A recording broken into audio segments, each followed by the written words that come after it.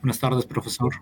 Buenas, buenas, ¿qué tal? Buenas tardes, Andy. Ya, para no cargar la red, voy a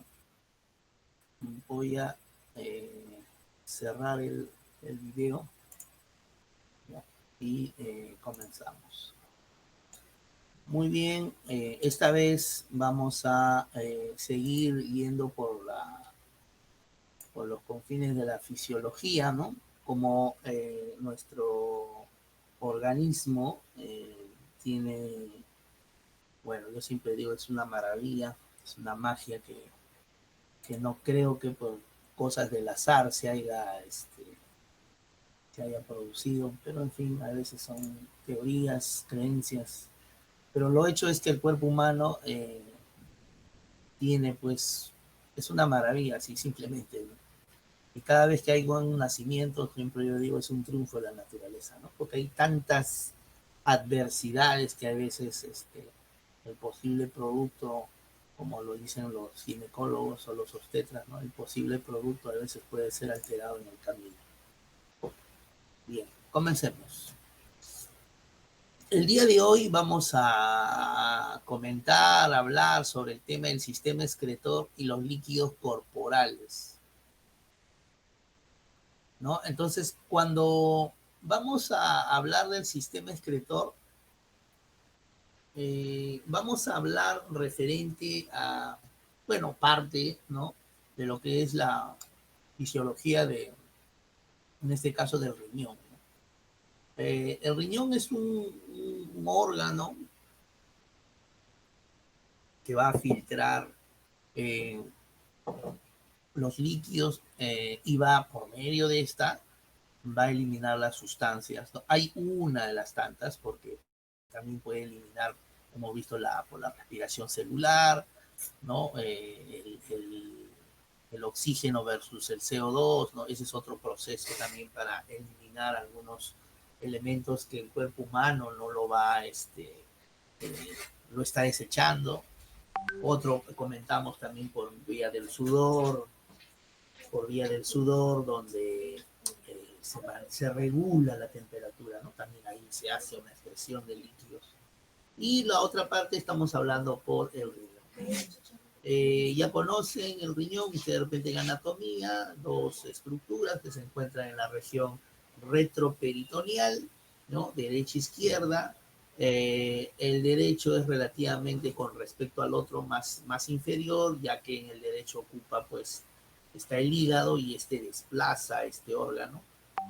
Y más o menos se dice que está a la altura de L5, L4, o sea, la cuarta vértebra lumbar, ¿no? Está ubicado. Obviamente, para poder filtrar estos líquidos, tiene que pasar, pues, en este caso, arterias y venas, ¿no?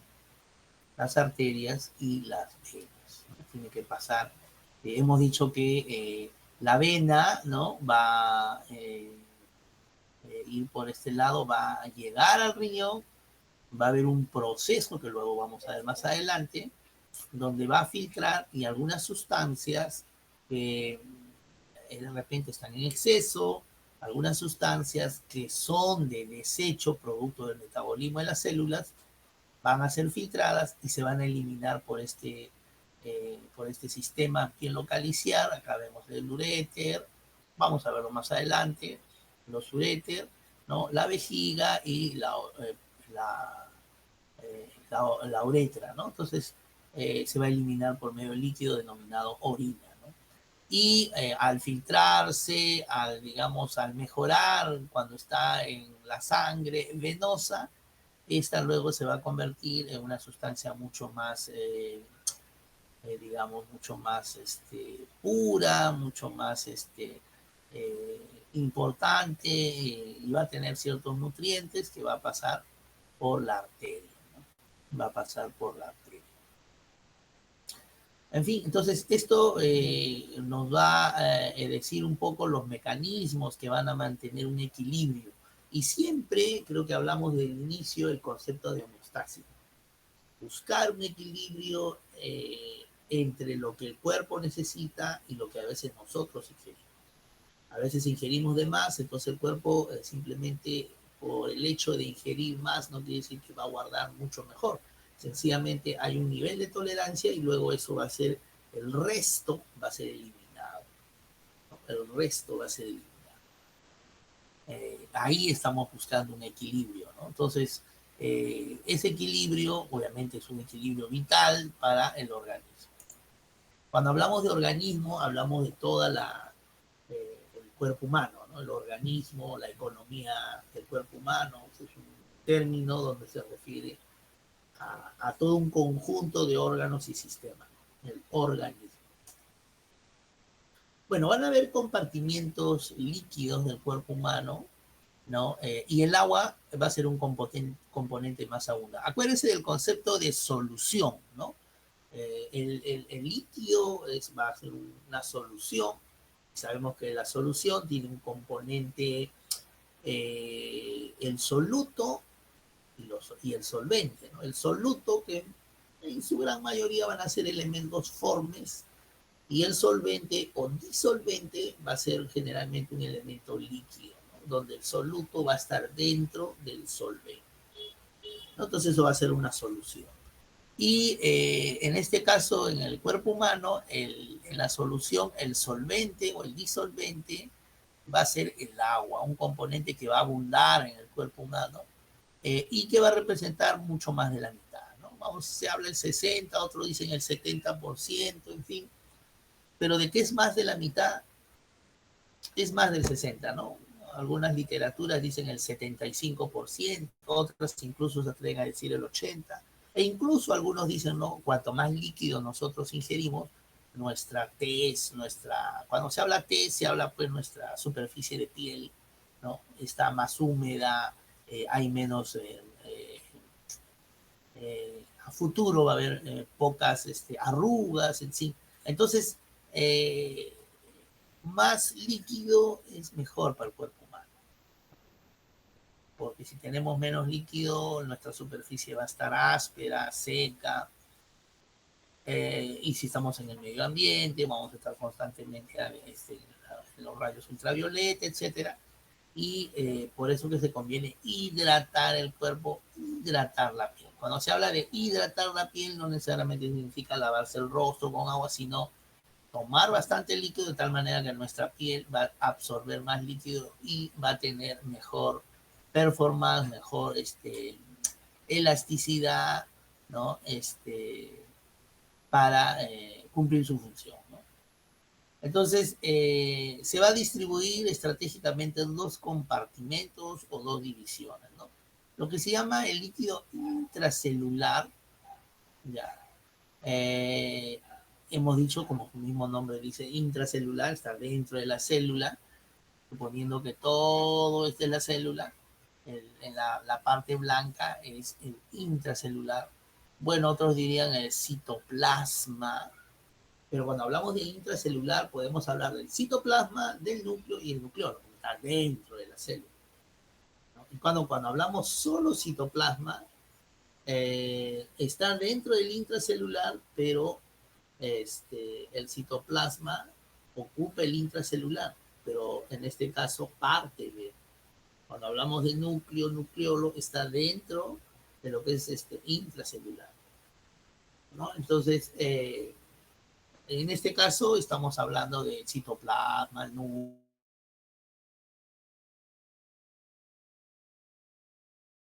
que es el 67%, ¿no?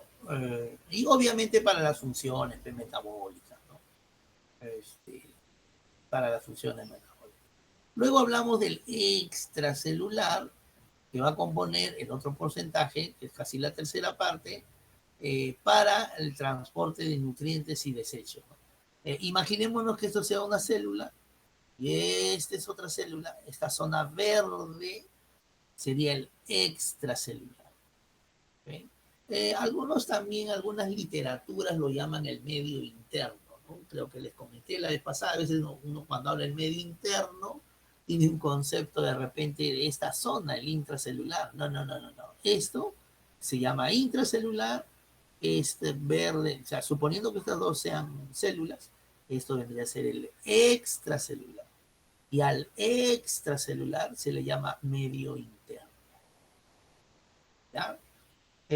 Bueno, igual es vital para el transporte de nutrientes. Acuérdense que hablamos una de las tantas funciones de la célula, era relación. Para que esta célula se relacione con esta, algo tiene que haber un intercambio. En este caso puede haber intercambio de nutrientes. Y ese nutriente va a estar en el extracelular o llamado medio interno, ¿no? Va a haber algún vaso sanguíneo, alguna comunicación, canales, etcétera, donde el alimento de este punto va a ir al otro punto, ¿no? Entonces, eh, entonces vemos que el extracelular, ¿no? Además se va a dividir en intersticial, ¿no? Entre célula y célula. Por ejemplo, hay una célula, una otra célula, es el espacio intersticial, ¿ya? Que ocupa casi la cuarta parte, y el espacio sanguíneo. Y el espacio sanguíneo es donde están los vasos sanguíneos. Porque a este nivel van a haber vasos sanguíneos, va a haber un vasito sanguíneo acá, va a haber otro vaso sanguíneo. Entonces, todo eso compone el líquido extracelular. Pero va a haber el intersticial. Va a haber acá un vaso, una arteria, etcétera. Ese espacio es la región del plasma sanguíneo. Bueno, como componente líquido, ¿no? De la sangre, ¿no? Va a tener un 8% del peso corporal, ¿no? Estos van a interactuar entre sí, estos compartimentos, ¿no? Tanto el intersticial, el sanguíneo, van a tener un comportamiento y van a interactuar, ¿no? Obviamente, para el intercambio de nutrientes, el uno le da nutrientes, el otro va a darle desecho, hay que trasladar esos desechos, ¿no? ¿Y cuál es el fin supremo? Buscar el equilibrio homeostático. Buscar el equilibrio homeostático. ¿Sí? Entonces, eso es muy importante, mantener incluso las presiones. En algunos elementos las presiones es más en el intracelular, en el intersticial, ¿no? Entonces, eso hay que tener en cuenta ese concepto. El medio interno, ¿no? Medio interno, que es parte del líquido extracelular, ojo, extracelular, ¿ya? Va a componerse del plasma, ya hemos dicho, y el líquido intersticial, ¿no? Entonces, el llamado medio interno, en realidad, ¿qué es? El famoso medio interno es el líquido extracelular. No es el intracelular, el extracelular. Bueno, acá tenemos un poco de algunos datos estadísticos, ¿no? La linfa va a tener más o menos 1.4 litros, ¿no? Eh, el fluido intersticial, lo que está hablando el porcentaje, ¿no? La sangre también va a ocupar un espacio del líquido intersticial, ¿no? Entonces vemos acá algunos componentes, algunos más, otros menos, ¿ya? Entonces, nuevamente, el líquido extracelular, digamos, es un sinónimo del medio interno, es sinónimo. Entonces, se compone de plasma, es la porción líquida de la sangre. La sangre va a tener dos componentes, un componente forme, ya que se llama, por ejemplo, el glóbulo rojo, el glóbulo blanco, eso es elementos formes, y el plasma. El plasma es un líquido, como su mismo nombre dice, que constituye más o menos el 20% del líquido extracelular. Va a circundar constantemente transportando células sanguíneas, proteínas y nutrientes. Ojo, y las hormonas, ¿no? Y sobre todo las hormonas y los productos de desecho, ¿no? En todo el cuerpo. Va a eliminar los productos de desecho, ¿no? Va a ser parte del proceso donde ahí se va a transportar. Y esto va a facilitar, ¿no? el intercambio en el líquido intersticial. O sea, entre el líquido intersticial va a haber cambios de plasma, el uno le va a ceder algunos nutrientes, el otro le va a ceder algunos elementos, digamos, tóxicos, para que luego sea expulsado. Hemos dicho, ¿a dónde? Hacia la orina. Y bueno, tenemos el líquido intersticial que va, que da, bordea directamente a la célula. Acuérdense que hemos dicho que es la parte extracelular. Y esto va a ser pues como una interfaz o un intermediario, ¿no? Entre lo que es el plasma y el líquido intracelular, ¿no? Todo lo que hay en el contenido de la célula, ¿no? Con el plasma, eso ahí va a haber un intermediario, ¿no? Ahora, esto, ¿no? El líquido intersticial ocupa un buen porcentaje de líquido extracelular, ¿no? Entonces, y es vital para el intercambio, en este caso, de las sustancias, ¿no? Los capilares y tejidos, ¿no? Acá tenemos un capilar y aquí tenemos un tejido. Entonces, entre el tejido y el capilar va a haber intercambio, ¿no? Y se mantiene un entorno, un entorno óptimo. No va a haber más carga y menos carga, más, o sea, tiene que estar en una condición óptima. No puede haber más, de repente, en un compartimento, más elementos tóxicos, por decir, ¿no? Y eso ya son estados patológicos, ¿no? Cuando hay elementos tóxicos, obviamente el organismo no va a funcionar correctamente, ¿ok? No va a funcionar correctamente. Entonces, eso es lo que busca, bueno, al fin y al cabo es la homeostasis. El cuerpo humano puede restablecer, puede hacer un equilibrio homeostásico, pero cuando hay demasiado, acuérdense que pusimos el ejemplo de la clase anterior de la glucosa, la hormona insulina y el glucagón, ¿no? Entonces, el uno aumentaba, el otro bajaba la glucosa, la cosa que buscaba los estándares, ¿no? Pero si yo sigo ingiriendo, llega un momento, aparte pues también los años, que nuestro páncreas ya no va a trabajar igual. Entonces eso significa que ya no va a poder buscar el equilibrio. Y ahí vienen los problemas, los estados patológicos. Entonces, este es un intercambio de fluidos, ¿no? A nivel capilar, aquí tenemos el capilar, ¿ya? Y acá puede haber un líquido linfático. Y entonces aquí, este es capilar sanguíneo, ¿no? La parte final de una arteriola. La arteria, cuando hemos visto que hay arterias, por ejemplo, en el corazón, una gran arteria, la arteria aorta, que más o menos tiene un calibre de diámetro de más o menos una pulgada, 3 centímetros, ¿no? Es bastante gruesa. Luego se va haciendo más delgado, delgado, delgado, hasta que llega a ser tan fino como el cabello, ¿no? Por eso se llama capilar, ¿no? Tan fino como el cabello. Entonces, eso, ahí es donde se hace el intercambio de líquido, ¿no? Y donde va a haber dos, bueno, hemos hablado de las presiones, ¿no? Hidrostáticas, donde va a estar la parte líquida, todo, y la presión oncótica, donde van a estar los elementos proteicos, ¿no? Dijimos que cuando hablamos de presión oncótica, hablamos de elementos proteicos, ¿no? Y ellos van a ocasionar un aumento o disminución en cierta zona de la presión para que por diferencia de gradientes estos busquen el equilibrio, ¿no? Y el capilar también igual va a absorber los nutrientes para que luego sea trasladado a otro lugar, ¿no? Entonces tenemos el espacio intersticial entre una célula y otra, ¿ok?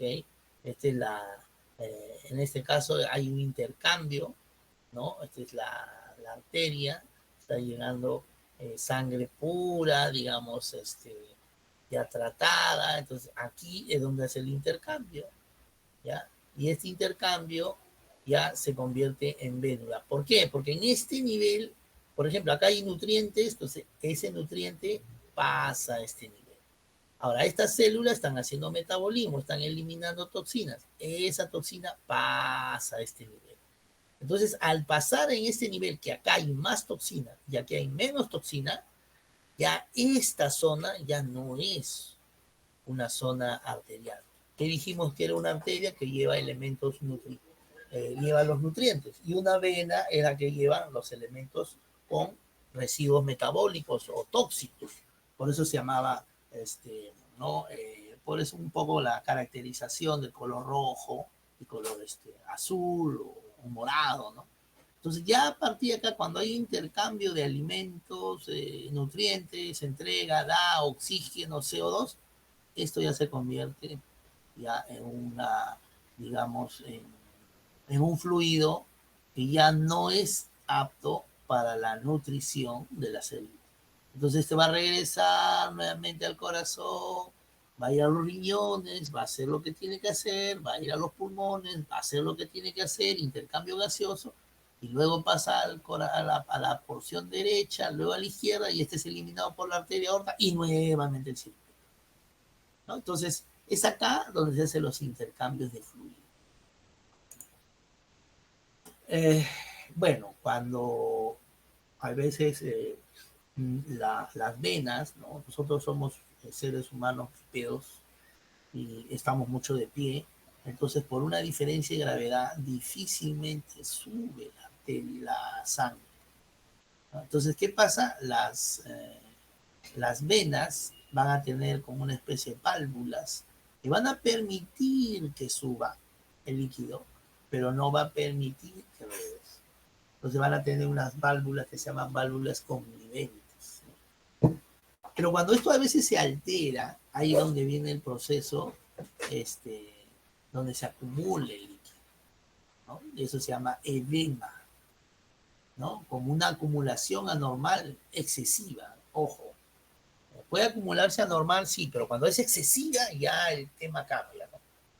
Entonces ya hablamos de otra cosa, ¿no? Es excesiva, ¿no?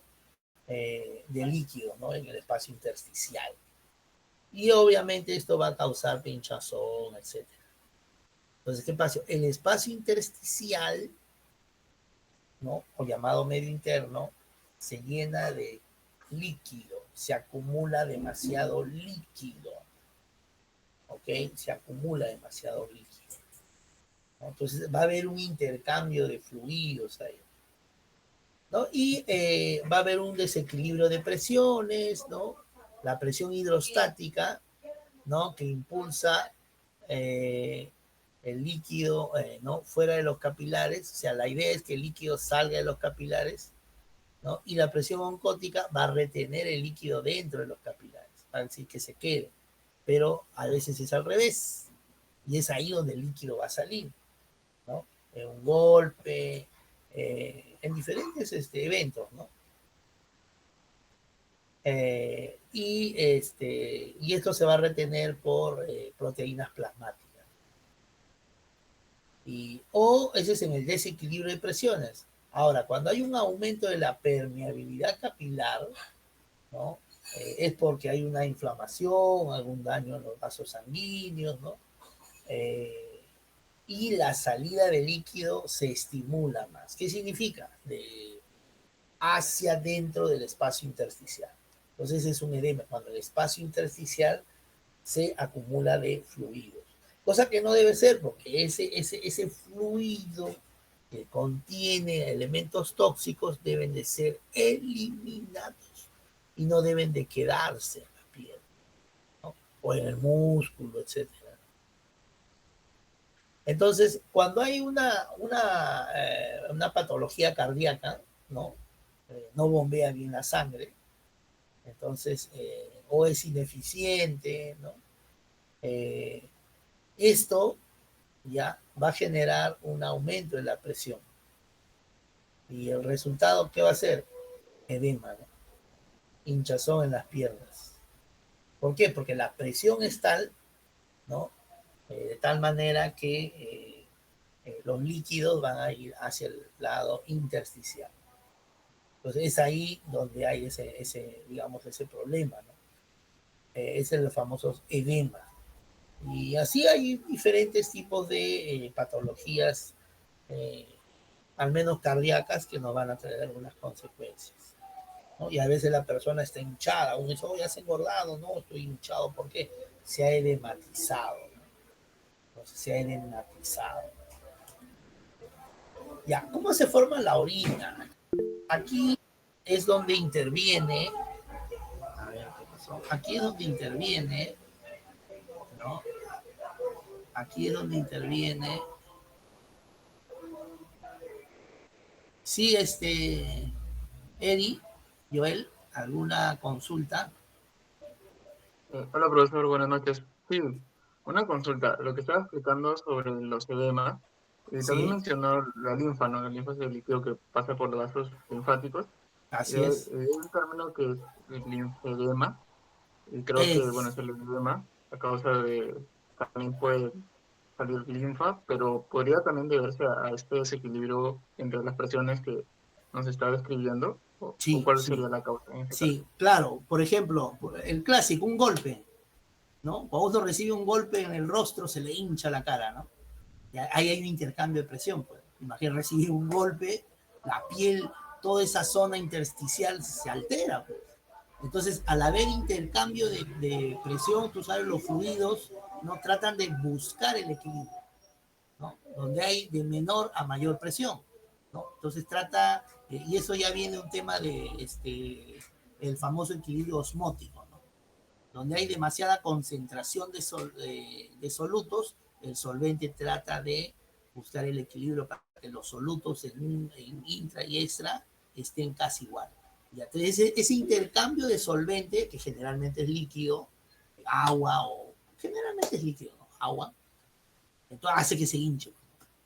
Entonces, el linfedema también es, ¿no? Cuando los vasos linfáticos se edematizan o se llenan de líquido acá. Y esto que en realidad es delgadito se hace más grande, ¿no? Entonces, hay algunas patologías que hacen que se hinche el vaso linfático, otras que se hinche el vaso, las arteriolas, las arterias, ¿no? Y ahí influye mucho, pues, las presiones, ¿no? Cuando uno tiene presión cardíaca elevada, el corazón trabaja duro y entonces se va dilatando, dilatando. Ahí forman los famosos aneurismas, se dilata la arteria, llega un momento que revienta, ¿no? Entonces, generalmente en el cerebro, ahí viene lo se llama el término, pues, ha tenido un derrame cerebral, dice, ¿no? Pero en realidad no ha sido un derrame cerebral, ha sido, se llama eso, algunos le llaman stroke en inglés o le llaman también ACV, accidente cerebrovascular.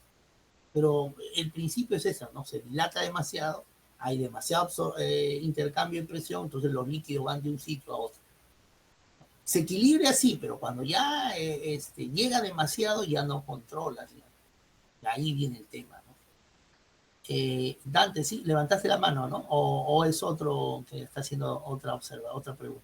Ah, ya. Sí, profesor, soy yo. Quería consultarle, Sí, ¿es a las personas mayores, a pacientes geriátricos, cuando se les hinchan los tobillos, también se le considera como edema? Porque tengo entendido que a esa hinchazón se debe a fallos renales que tienen,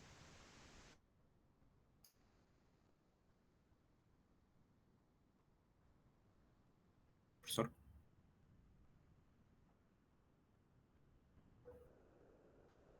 Hola.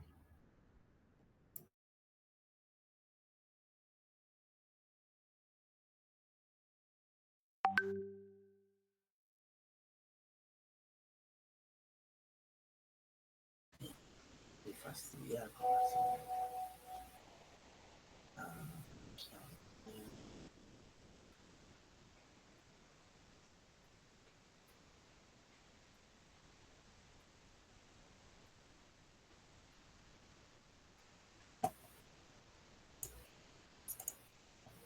Ya, ahora sí creo que se retomó la señal.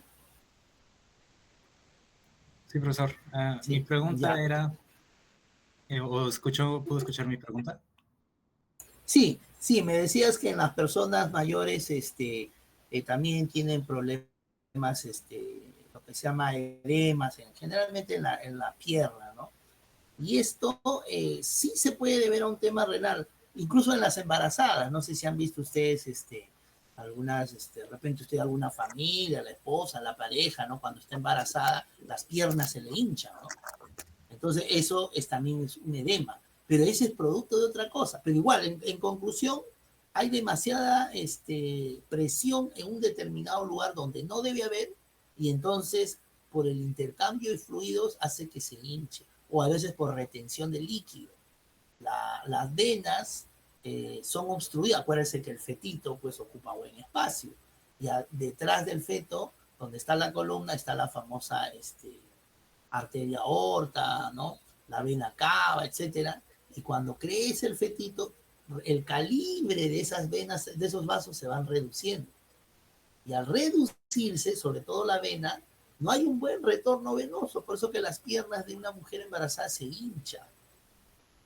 Y a veces les produce hasta varices. Entonces, si alguno dice, oye, desde que se embarazó le salió varices. Y a veces aparece. ¿Por qué? Porque ya nace el bebé y ya no hay obstrucción de esa reducción del calibre, se vuelve a un calibre normal y hay un buen flujo y retorno venoso. Algunos son procesos fisiológicos.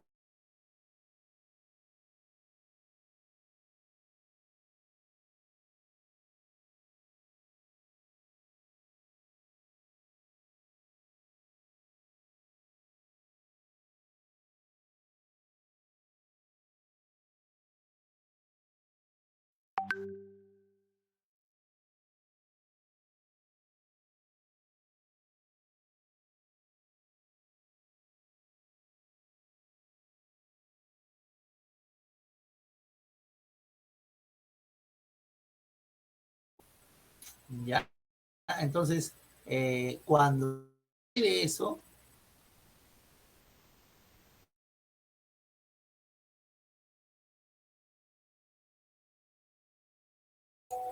ya, entonces,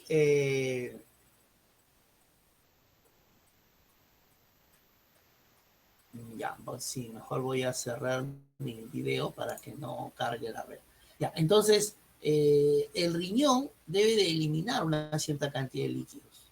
Entonces, el cuerpo humano, acuérdense que debe tener más o menos entre 4,5 a 5 litros de sangre, ¿no? Y esa sangre tiene todo un contenido, y entre ellos debe haber líquido. Hay glóbulos rojos, glóbulos blancos, plaquetas, fibrinas, etcétera, etcétera, son elementos fórmicos.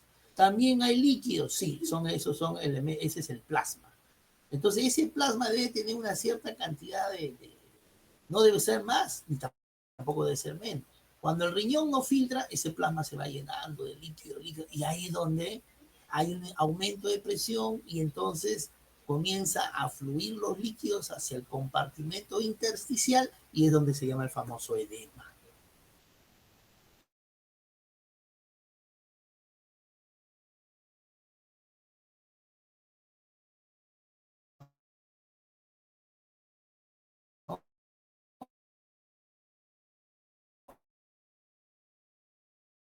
Sí, pues no, también hay veces por el tema.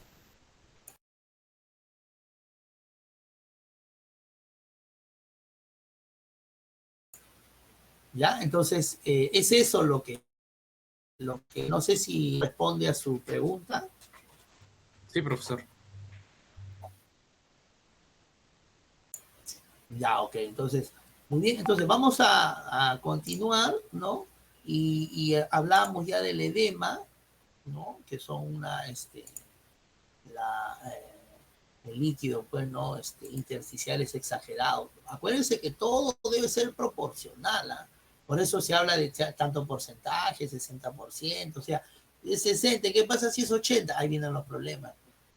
El otro elemento forme debe haber, si hay más, menos, y ahí vienen los problemas, ¿no? Entonces se altera demasiado, ¿no? Entonces, el edema sucede de esa manera, ¿no? Entonces, igual en la formación de orina hay una zona muy importante que se llama el glomérulo.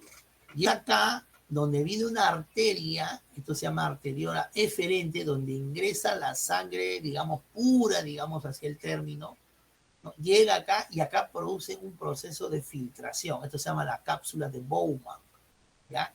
Se filtra, se deja los elementos nutrientes, digamos, filtra digamos que acá viene con ciertas sustancias tóxicas, digamos así. Es filtrada y acá se va para el riñón y forma la orina y luego ya se, digamos, se vuelve pura y luego va por la arteria eferente, ¿ok? Por la arteria eferente. Y es acá donde se produce el filtrado. Ahora, si esta cápsula de Bowman tiene una mayor presión oncótica o no, entonces altera. Y al alterar, esto hace que el líquido que debe ser eliminado no se elimina. Hay retención de líquido. Entonces, al momento de salir esta arteria eferente se va a llenar con más volumen de... Y al haber más presión va a haber los famosos edemas, los compartimentos intersticiales se van a ocupar de líquido, ¿no? ¿Y dónde se va a producir? En la nefrona. La nefrona es digamos, la unidad funcional del riñón. Acuérdense cuando hablamos del sarcolema, la unidad contráctil, la única que es el sarcolema. Se contrae, se relaja, se contrae, se relaja. Hay ATP, está relajado. No hay ATP, se contrae, ¿no? Eso lo vimos en la clase anterior. Es el sarcolema. En este caso, la unidad funcional del riñón es la nefrona. Entonces, aquí es donde se produce el proceso de la filtración glomerular. Es justo más aquí. Es el glomérulo, todo este es el glomérulo y esto forma como su mismo nombre una cápsula, se llama cápsula de Bowman, ¿ok?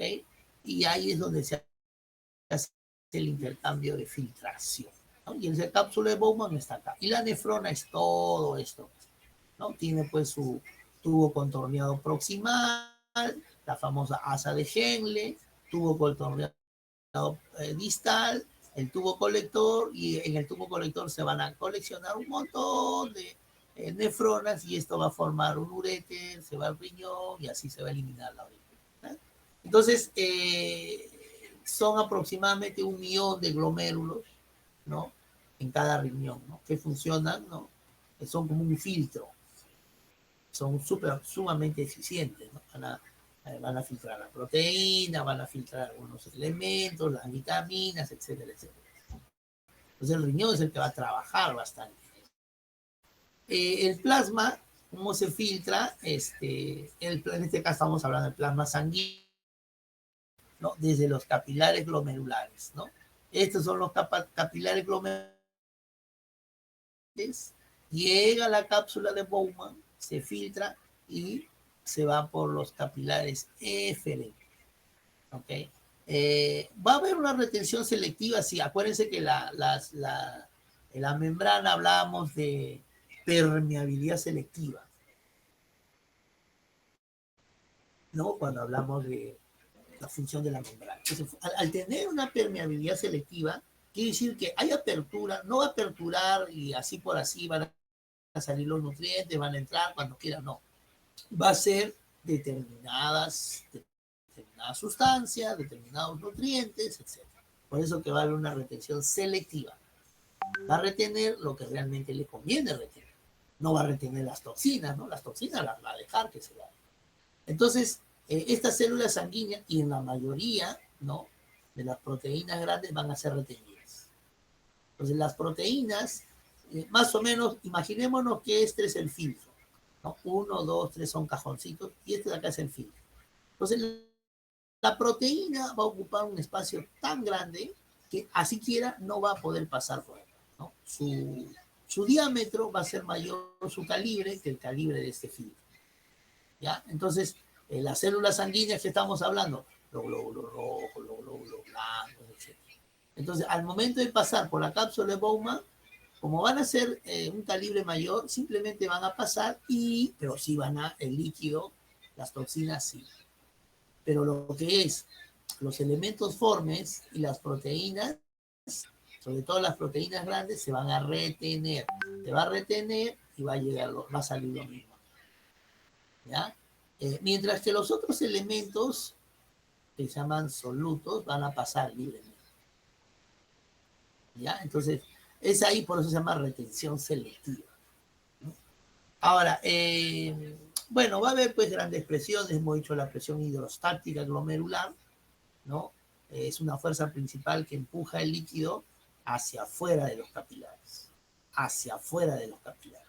Este es el capilar, entonces va a hacer que el líquido vaya hacia la cápsula de Bowman. Y la presión oncótica ya hemos dicho que es la presión de las proteínas, ¿no? Una fuerza menor que facilita la filtración, ¿ya? Claro, es una fuerza menor porque en estados normales debemos de tener poca proteína circulante y no debemos, por eso que incluso hasta los nutricionistas dicen, no consuma mucha proteína porque eso aumenta la presión oncótica del riñón y por lo tanto no puedes filtrar líquido. Entonces, en esta zona, digamos, se va, entre comillas, a acostumbrar a no filtrar y entonces ya este riñón va a generar lo que se llama insuficiencia renal debido por exceso de proteína. ¿Por qué? Porque hay una presión oncótica mayor, ¿no? Entonces, y la presión hidrostática en la cápsula de Bowman, o sea, todo esto, ¿ok? Presión oncótica glomerular, ¿ya? Hay fuerzas que se van a oponer. O sea, el intercambio de las fuerzas va a hacer que luego fluya de un lado a otro para buscar el equilibrio por un... ¿Ya? Entonces, el balance de estas presiones va a terminar lo que se llama la tasa de filtración glomerular, ¿no? Cuánto ingresa, cuánto sale, entonces va a ser la filtración glomerular, ¿no? Y eso es lo importante, ¿no? Si la tasa aumenta, entonces hablamos de un problema netamente, pues, alguna alteración renal, ¿no? Porque no sé si ustedes se dan cuenta cuando hablamos de hoy hay un paciente que tiene insuficiencia renal. ¿Qué significa? Que su riñón no filtra. Y el paciente lo ves medio gordito, cachetón, a veces la piel oscura. ¿Por qué? Porque está llena de toxinas. Entonces, ¿qué hacemos?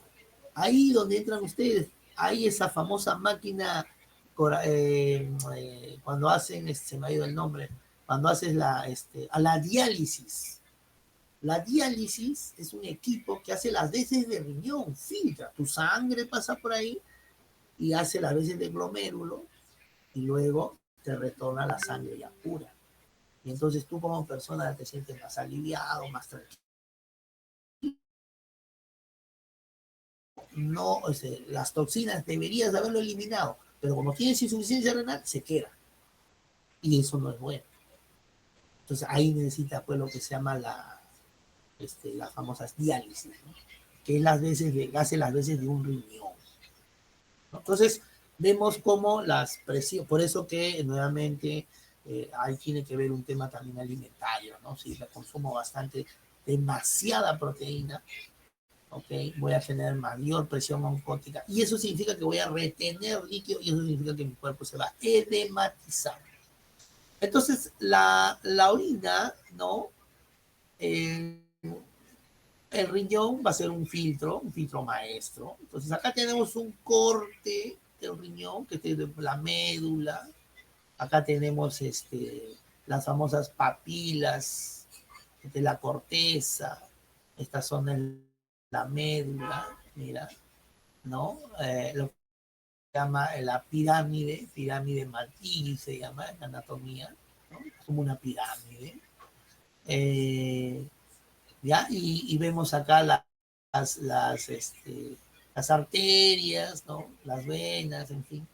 ¿Ya? Entonces, es acá donde se produce la filtración. Entonces, por acá, eliminar una gotita, 2 gotitas, 3 gotitas por este lado, y acá se va a formar la famosa orina. Yo me tomo un medicamento, sí, y ese medicamento va a tener un producto, un metabolismo, y se va a eliminar por acá. Se va a eliminar por acá. ¿Ya? Entonces, la filtración glomerular, como dice, va a ser en el glomérulo, ya hemos visto, ¿no? Este es el glomérulo, ¿ya? ¿Qué va a suceder? Es un movimiento, ¿no? Del plasma, ¿no? Sin proteínas, ¿no? Desde los capilares glomerulares, ¿no? El espacio de Bowman, ya hemos dicho, ¿no? ¿no? Formando el filtrado glomerular. Se va a filtrar, ¿ok? Y luego se va a reabsorber en los túbulos, ¿ok? Va a haber túbulos donde se va a reabsorber. Otra vez es un transporte selectivo de sustancias. ¿Qué va a pasar? El agua, los iones, alguna glucosa van a retornar, ¿no? Del túbulo renal de vuelta a la sangre, va a retornar. De repente filtró, o sea que en el momento de la filtración salen pues, a ver, es como que, imagínense usted tiene visita en su cumpleaños de un familiar, digamos de los niños, ¿no? Y usted abre la puerta y en eso salen los niños, se van, y por ahí sale pues el dueño del cumpleaños, ¿no? Dice, oye, ¿qué pasa? Tú no debes irte, tú debes quedarte, ahora lo retornas, ¿no? Algo parecido. Entonces aquí igualito, ¿no? Como que se diera cuenta que hay cosas que no deben ser eliminadas, como por ejemplo la glucosa, el agua mismo y los iones. Entonces hay que retener eso. Ahora, cuando no hay una reabsorción tubular, esta glucosa no retorna.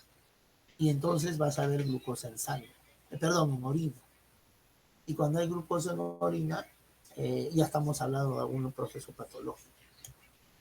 ¿Ya? Entonces, va a retornar nuevamente a la sangre. Tiene que retornar. En estados normales, ojo, en estados normales. Cuando se habla de ya la secreción tubular, es un movimiento donde las sustancias, o sea, cuando hablamos sustancia, hablamos desechos, toxinas, exceso de iones. Acuérdense, cuando hay demasiados iones, no es recomendable. ¿Por qué? Porque esto se va a adherir con otros elementos y van a de repente polarizar negativamente todo el medio ambiente, y eso no es correcto. Entonces hay que eliminar eso, ¿ya? Desde la sangre a la luz tubular para la excreción de la orina, ¿no? Entonces acá, de la sangre a la luz tubular, ya acá para la excreción de la orina, ¿ok? Desde la sangre. Ya, entonces eso es lo que estamos viendo acá. Y luego, ¿no? La orina, como hemos dicho, se reabsorbe y se secreta, ¿no? Cuando se llega a filtrar, ¿ok? Cuando se llega a filtrar, ¿ya? Cuando se llega a filtrar, un ratito, quiero ver algo. No está con mi cuenta. Pero ahora ponlo con la...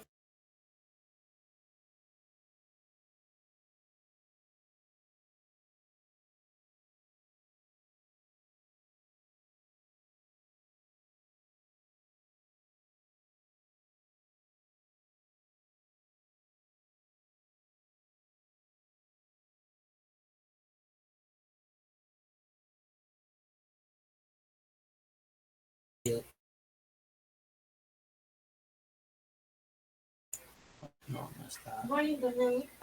No. Pero...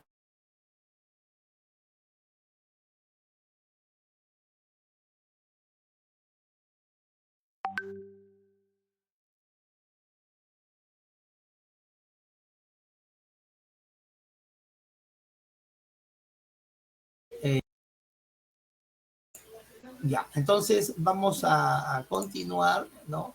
Y decimos, ¿no? Que la formación, ¿no? Ya.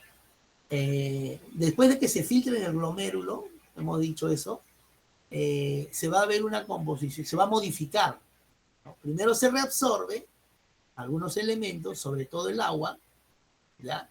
Y los solutos. Acuérdense, la solución tiene solventes y solutos, y los solutos generalmente son iones, en este caso el sodio, ¿no? Son elementos formes como glucosa y algunos aminoácidos.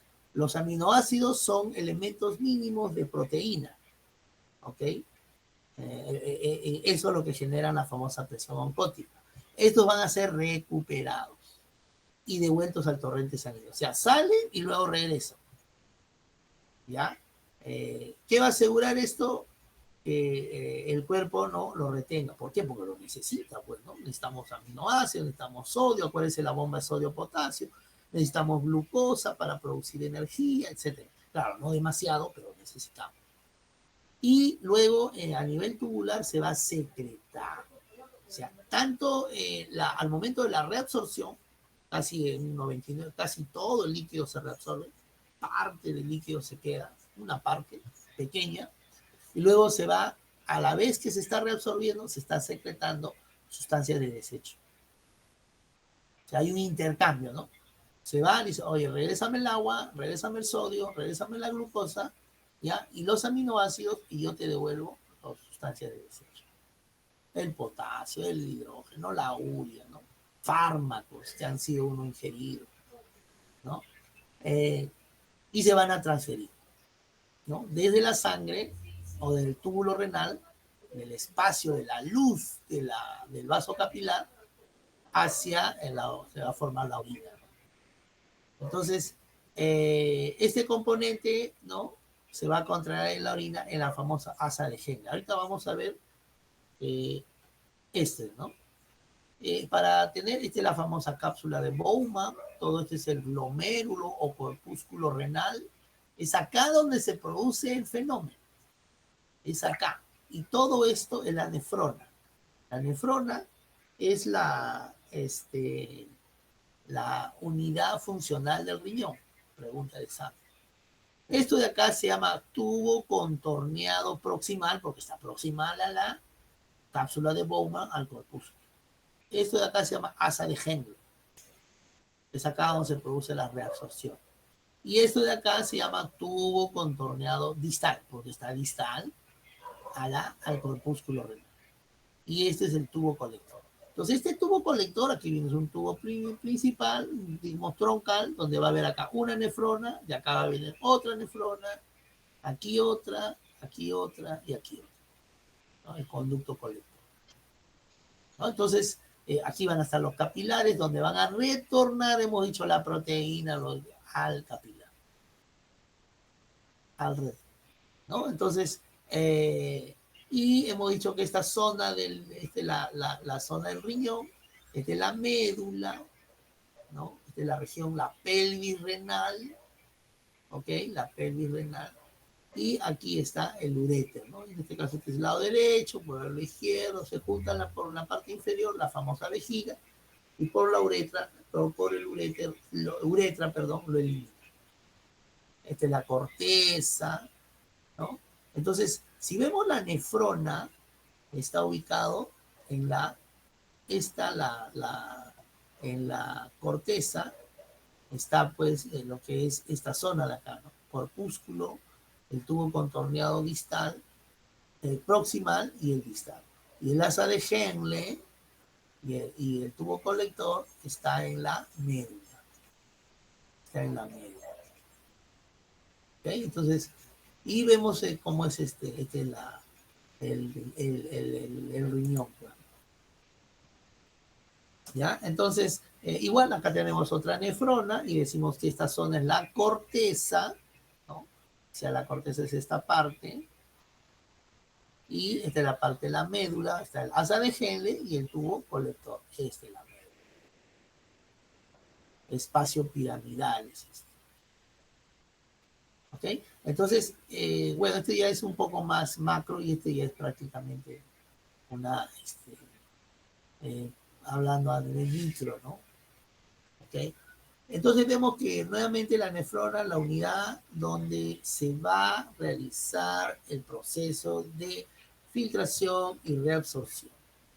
¿Ok? Hemos dicho que la nefrona, ¿ok? Es la unidad estructural y funcional básica del riñón. Entonces, ¿de qué se va a encargar? Filtrar la sangre, hemos dicho cómo, ¿no? Y todo lo que va filtrando a la sangre, todo eso, ¿ok? Forma la orina. Entonces, cada zona desempeña un papel importante. Hemos dicho la cápsula renal, ¿no? Donde están los capilares, ¿no? La cápsula de Bowman es la que recoge el filtrado, ¿no?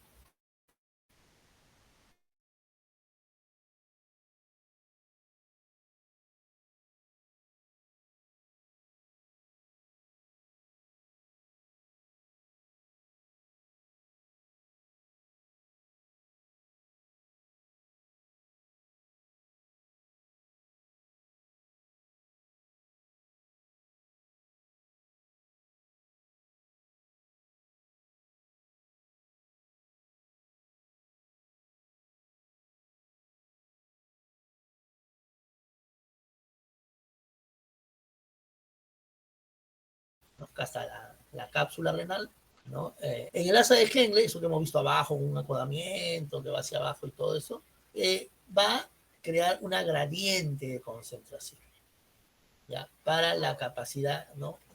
La concentración urinaria.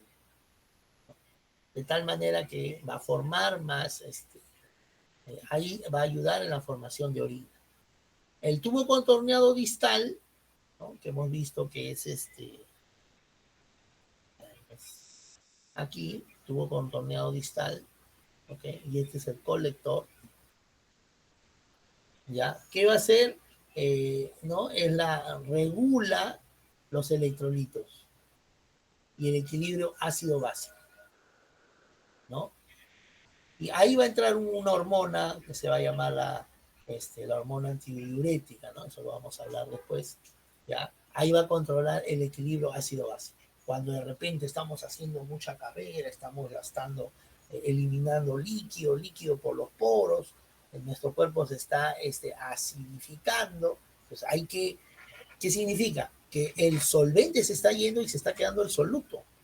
Y lo ideal que en una solución debe haber más solvente, perdón, el soluto, sí, pues el solvente, ¿no? Debe haber más solvente y menos soluto, pero al momento que yo transpiro, me estoy quedando con poco solvente y más soluto, y eso genera una acidez. Entonces eso hay que recuperar, ¿ok? Eso hay que recuperar. Entonces ahí es donde se activa la hormona, algunas hormonas por algunos gradientes osmóticos, ¿no? Y en el tubo colector, la supermeabilidad del agua va a regular igual también por las hormonas. Va a haber hormonas que van a llegar justo en estos lugares, ¿no? Donde van a determinar la concentración de orina. A veces hay alteraciones hormonales de tal manera que las concentraciones, su mismo nombre, también va a alterar, ¿no? En la médula renal, como hemos dicho, su gradiente osmótico, ¿no? Crece. ¿Qué significa? Que va a haber más concentrada y esto va a ser más profunda y esto facilita la reabsorción del agua, ¿no? Desde los túbulos colectores, ¿no? Bajo la influencia de la hormona antidiurética. Entonces el agua va a ser retornada. ¿Ok? Entonces ahí vemos, por eso que es la unidad funcional, ¿no? La nefrona. Ahí va a funcionar eso. Y algunos va a haber retención. Hemos dicho, por ejemplo, acá va a retornar la glucosa, los aminoácidos, las proteínas, las vitaminas, toda una serie de elementos, ¿no? Elementos biogenéticos también lo llaman.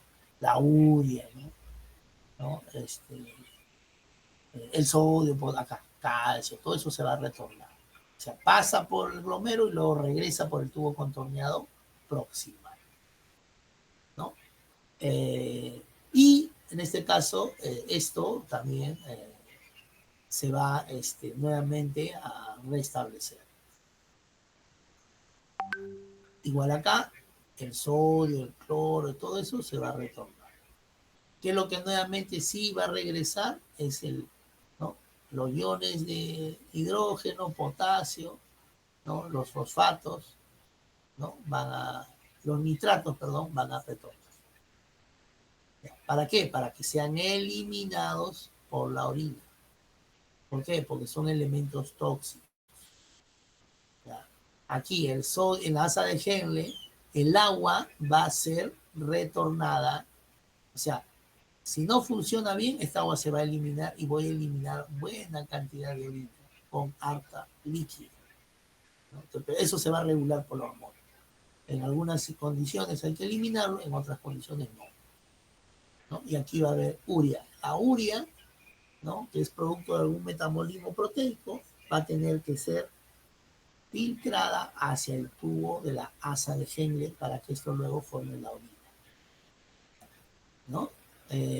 Igual nuevamente lo poco que hubiese querido acá de agua va a ser retornado y algo de urea también va a ser retornado. Como ven, va a haber equilibrio entre lo que sale, lo que entra, lo que sale, lo que entra.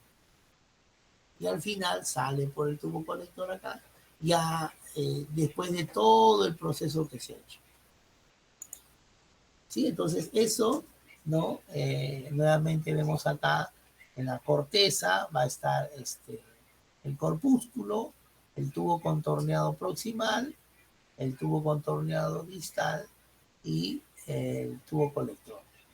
Y en la médula va a estar el asa de Henle y parte del tubo colector. ¿Sí? Entonces, como para más o menos tener la forma del esquema de la nefrona. Ahora, va a haber algunos componentes como la vasopresina, ¿no? Llamada hormona antidiurética, ¿ya? Esta va a regular la osmolaridad plasmática, ¿no? ¿Cuál es la intención? Que se mantengan los niveles adecuados de agua. ¿Ok? Necesito líquido, entonces esa hormona se va a encargar de decir más líquido, menos líquido que sale, ¿no? Vasopresina también le llaman. Bueno, la acción de esta hormona antidiurética aumenta la permeabilidad del agua en las células y a los tubos colectores. ¿Okay? Va a eliminar, ¿para qué? Para que salga, ¿no? Y bueno, los túbulos distales, ¿no? Promoviendo la reabsorción del agua. Entonces, la hormona antidiurética, que no va a permitir la diuresis, no va a permitir que se elimine. Por eso que cuando usted, por ejemplo, está, imagínense, no, un caso imaginar, estamos en el desierto, no me voy a dar el lujo de orinar, pues, ¿no? Porque necesito líquido. En poca agua que tengo no lo orino. ¿Por qué? Porque ese líquido lo necesito. ¿Para qué? Para que luego sea eliminado por el sudor. Entonces, ahí donde funciona la hormona antidiurética, que va a permitir una reabsorción del agua, ¿no? El efecto de la orina dice cuando estos niveles de vasopresina o hormona antidiurética van a ser superiores, ya se va a reabsorber más agua, ¿no? ¿Qué va a generar en la orina? Una orina concentrada. ¿Por qué?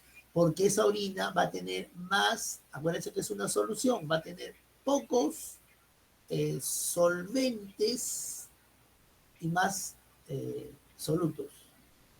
Entonces una orina concentrada, cargada. Bueno, no lo normal, pero una orina no concentrada es cuando hay más solventes y pocos solutos, como debería de ser una solución, ¿no? Y el menor volumen para conservar los líquidos corporales. Ahora, ante la ausencia de esta dichosa hormona, ¿qué pasa? Los niveles son bajos y la permeabilidad del agua disminuye. ¿Qué genera con eso? Una hormona diluida y de mayor volumen, ¿no? Entonces, al no haber hormona antidiurética, entonces, bueno, no necesito guardar mucho líquido, entonces que aumente la permeabilidad, el líquido se elimina y la orina es más diluida. Generalmente una orina cargada es más amarilla, ¿no? Más amarillenta, porque tiene un contenido que le da la tinción que se llama la bilis. Generalmente, ¿no? Depende también si uno consume algunos medicamentos, hay una coloración. Pero en estado normal es una orina bien cargada, incluso tiene un olor típico, pero el color es amarillo. Y una orina bien diluida prácticamente es transparente. Es transparente. Entonces una orina, digamos, concentrada en su gran mayoría es ácida. ¿Ok? Bueno, esta secreción de esta vasopresina o hormona antidiurética se va a regular principalmente por receptores osmóticos en el hipotálamo. Van a medir cómo está la presión, la concentración, ¿no?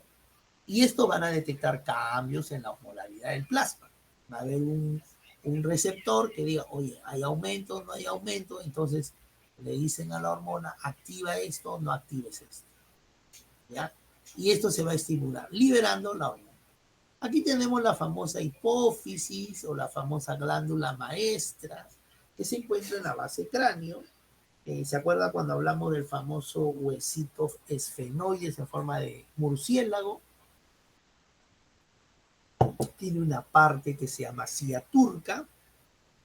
Esa famosa silla turca es la que, donde va a alojar esto, ¿no?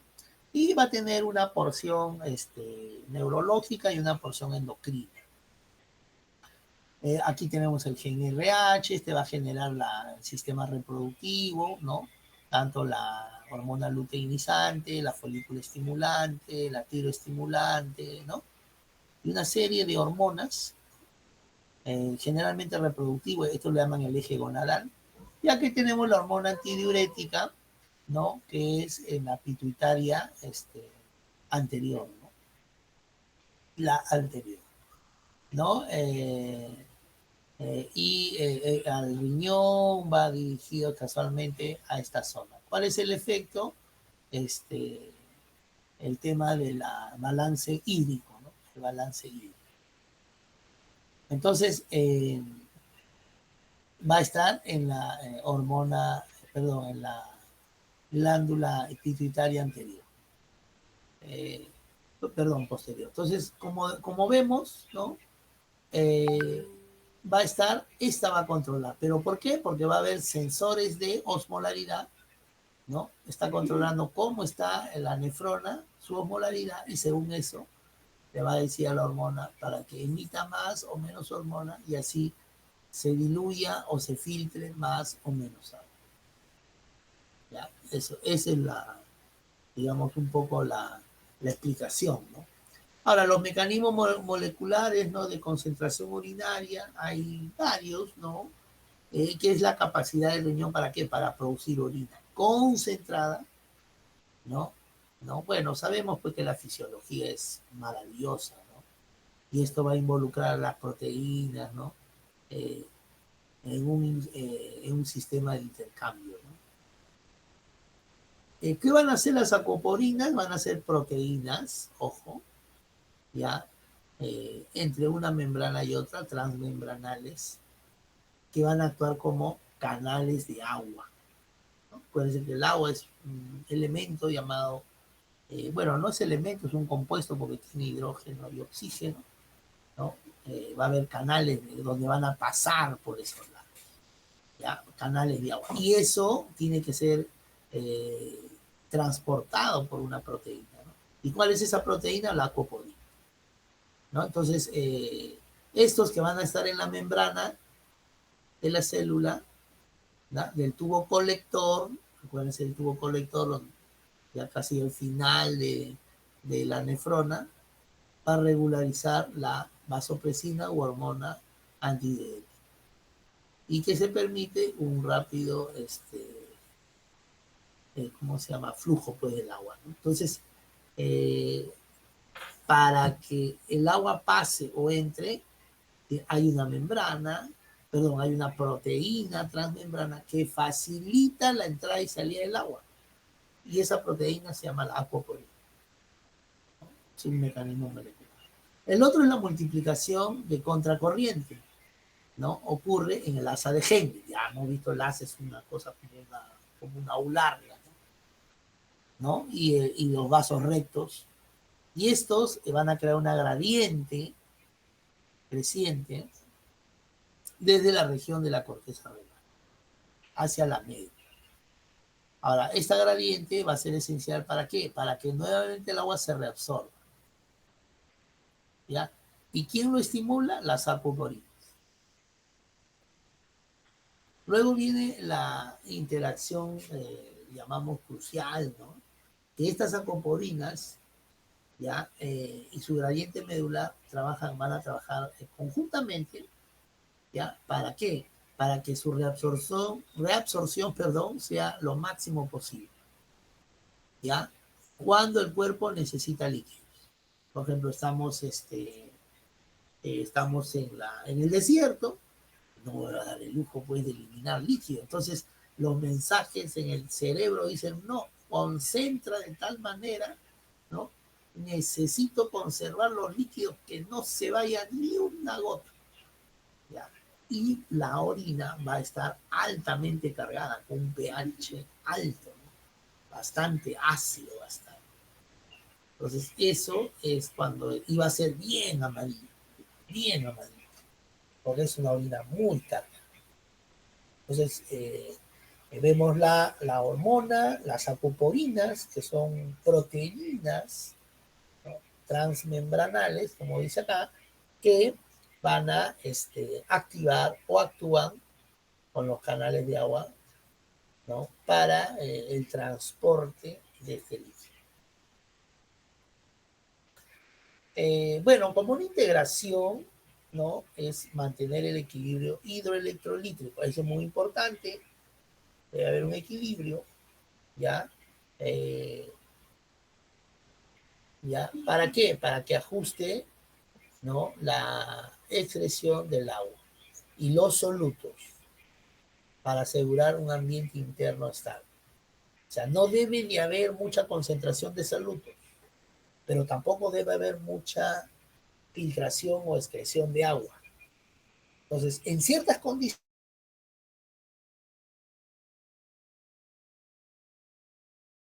va a tener que ver los famosos osmoreceptores que van a estar en la pituitaria, en la base del cráneo, y va a mandar señales a través de las hormonas. Como otro.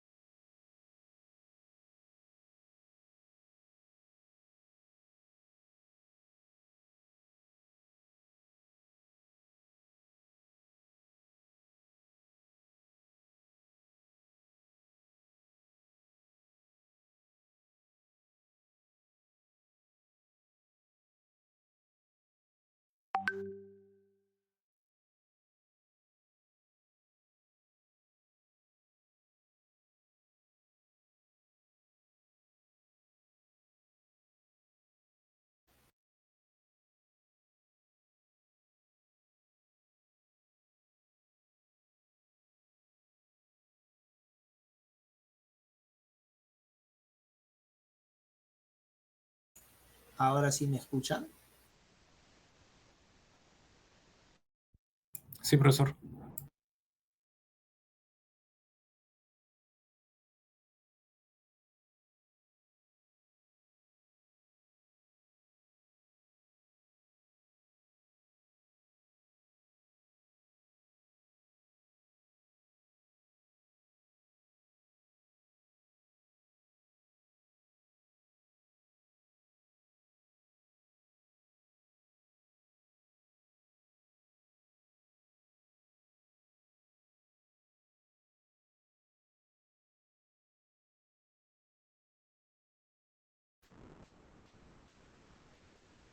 Ya, ahora sí, dígame, ¿se escucha?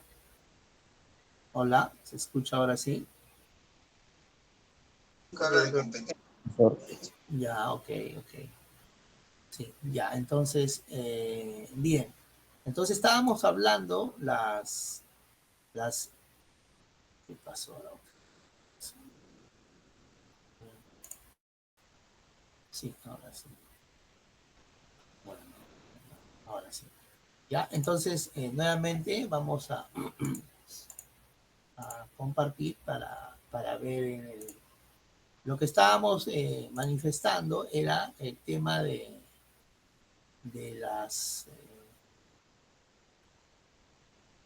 ¿no? Las acoporinas, hemos dicho que es una proteína, ¿no? Entonces debe haber un balance, ¿no?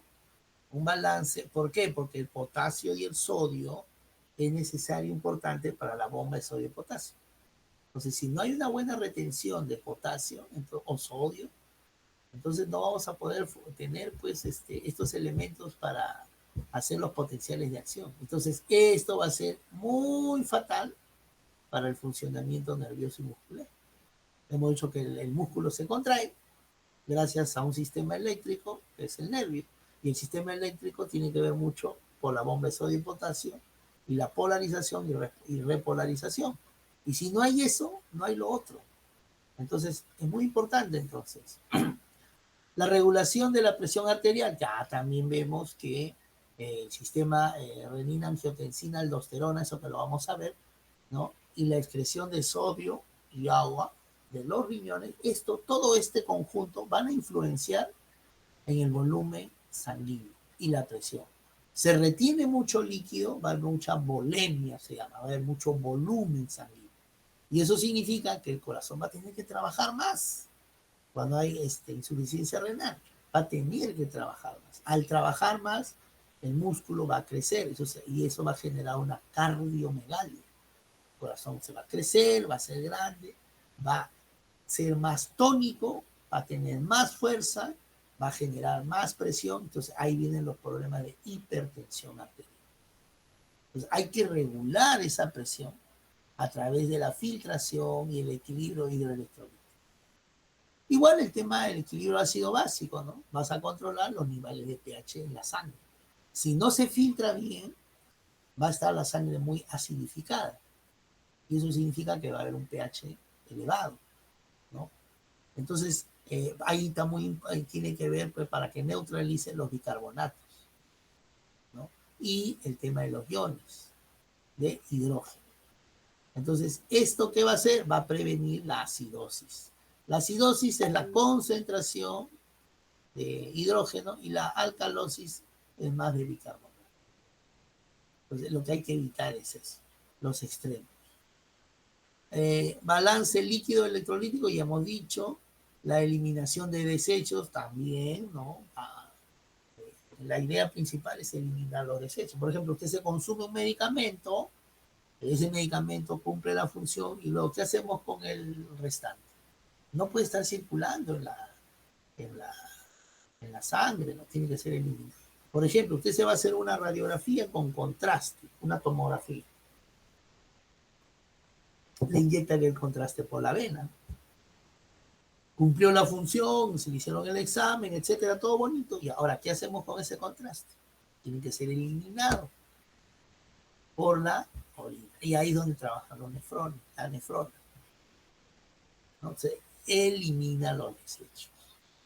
¿Y qué va a hacer? Va a mantener la osmolaridad plasmática, las presiones, ¿no? Bueno, en los rangos de 280 a 300 miliomoles por litro.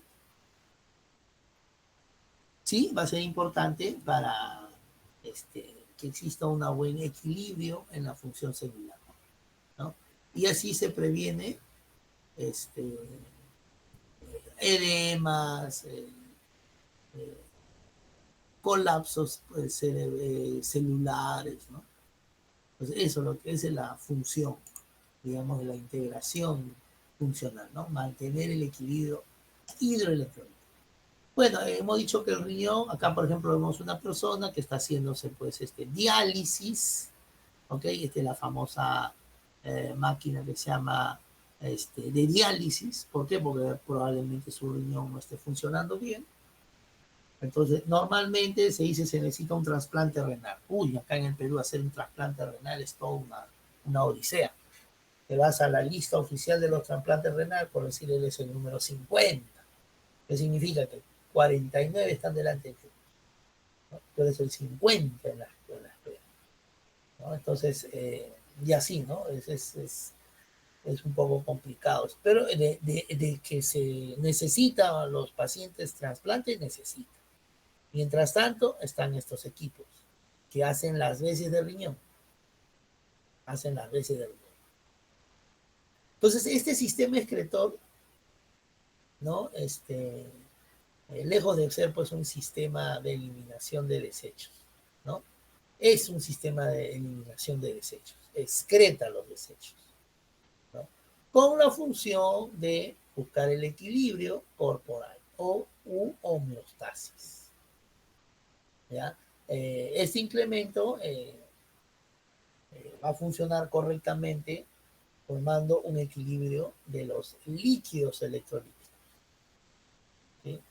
¿Y qué pasa? La presión arterial y el pH en la sangre van a ser controlados, regulados. Deberían de ser regulados, salvo en estados patológicos, ojo. Bueno, un poco pues entender pues la fisiología renal va a ser fundamental, ¿no? No tanto en la medicina clínica, sino también para el desarrollo de soluciones innovadoras. Por ejemplo, es una solución que no había antes. Imagínate en los años 60, donde no existían estos equipos, ya te imaginas cómo los pacientes habrán padecido, ¿no? Para tener pues un equilibrio electrolítico, etcétera, en nuestro plasma, ¿no? Y entonces ahí donde la ingeniería biomédica, ¿no? Resuelve pues el tema de las patologías renales y mejora la calidad de vida, ¿no? Bueno, estos conocimientos, dice, ¿no? Es casualmente la base, ¿no? Para futuras innovaciones, terapias, ¿no? Dispositivos, diafragmas, ¿no? Con la finalidad, si vamos a este campo de buscar una homeostasis en el plasma sanguíneo. Eso es lo importante, ¿no? Algunos mecanismos de control de los volúmenes sanguíneos, ¿no? Y extracelular, ¿no? Entonces vamos a encontrar ¿cómo se llama? Esta zona extracelular y volumen sanguíneo, una regulación, ¿no? Donde se va a filtrar, se va a reabsorber y nuevamente se va a secretar. Se filtra todo, algunos elementos en el glomérulo, luego pasa al tubo contorneado proximal, algunos elementos que son necesarios se reabsorben, glucosa, agua, algunos iones, y a la vez se va a secretar elementos que no van a ser, que son de desecho, algo de agua y algunos sólidos, ¿no? Y ese algo de agua va a depender mucho de la famosa hormona antidiurética. Y estos van a ser influenciados por esta famosa hormona, ¿no? Con el sistema renina-angiotensina-aldosterona. Estas son las iniciales. ¿Ya? Con este factor, ¿no? Natriurético, ¿ya? Ahora, estos procesos van a ajustar al volumen de la orina. Se desea más volumen, menos cantidad de sodio, el agua que se va a reabsorber, etcétera, ¿no? Para mantener nuevamente el equilibrio, la homeostasis, ¿no? Y la presión. Si no hay un buen equilibrio, no hay una buena homeostasis, ojo, la presión sanguínea aumenta, la presión oncótica aumenta, no hay una buena filtración, entonces todo se altera, ¿no? Incluso en el momento de la autorregulación, el organismo mismo busca una autorregulación, ¿ya? Pero en estados patológicos trata de buscar la autorregulación y no lo logra. Ya hemos dicho la filtración glomerular, hemos dicho que la sangre se va a filtrar en los glomérulos, pasando, ¿no? ¿Hay cambios de presión? Sí, es susceptible. Si hay cambios mínimos o máximos, entonces el agua de repente no se filtra del todo. Luego pasa, esto está en la en el glomérulo, en la cápsula de Bowman. Luego viene la reabsorción tubular, que está en el tubo contorneado proximal, ¿no? Y el filtrado, fluye en los túbulos renales, ¿no? Se reabsorbe agua y algunos solutos importantes, ¿no? Que retornan a la sangre, ¿ya? Ahora, esta cantidad de agua y sodio se ajusta para controlar los volúmenes sanguíneos, ¿ya? Extracelular. La idea es que haya un equilibrio intra y extra. Es de la reabsorción. Y la secreción, ya hemos dicho que los desechos, todos los elementos de desecho van a tener que irse a expulsarse, ¿no? Y esto va a implicar que algunas sustancias, los desechos sobre todo, ¿no? Desde la sangre a la orina de los túbulos renales se vayan. ¿Ya? Eso es digamos, lo que en resumen, ¿no? Se refiere a los mecanismos renales. Entonces, aquí vemos un esquema de control renal, ¿no? El glomérulo, ¿no? Acá hay la filtración glomerular, se filtra, pasa al tubo contorneado proximal, ¿ok?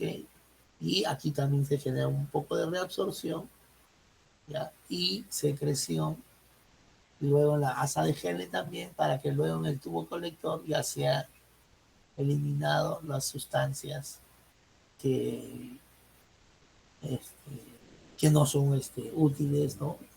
Toxinas básicamente, ¿no? Toxinas, elementos de desecho. Bueno, este mecanismo renal para el control del volumen sanguíneo, ¿no? Y extracelular, es lo que se llama el sistema angiotensina, ¿no? Esta hormona que está en el plasma, ¿no?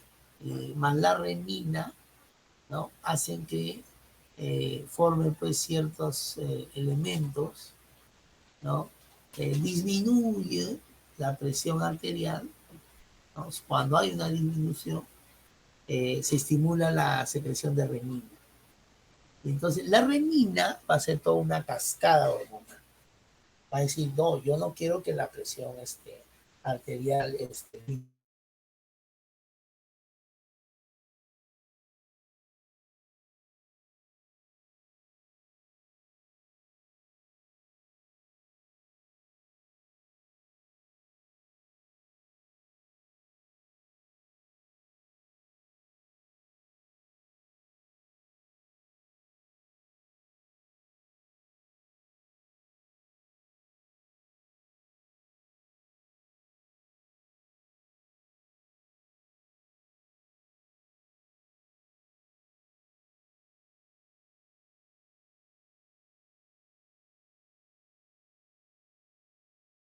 entonces hay que aumentar y esto, ¿no? Va a aumentar el volumen sanguíneo. Y ahí nuevamente la hormona antidiurética o la vasopresina, que hemos dicho, aumenta la reabsorción, ¿no? En el túbulo donde está para la producción de orina. Bueno, van a haber algunos péptidos natriuréticos, ¿no? En menor cantidad, pero van a estar en la sangre, ¿no? Y va esto a aumentar el volumen. ¿Por qué? Porque trata de buscar la homeostasis. Entonces ahí va a generar la eliminación de algunos fluidos y sodio, ¿no? Entonces todo esto, ¿no? Digamos, en buen romance, lo que va a generar es una vasoconstricción. Al generar una vasoconstricción, el fluido va a ir relativamente más rápido.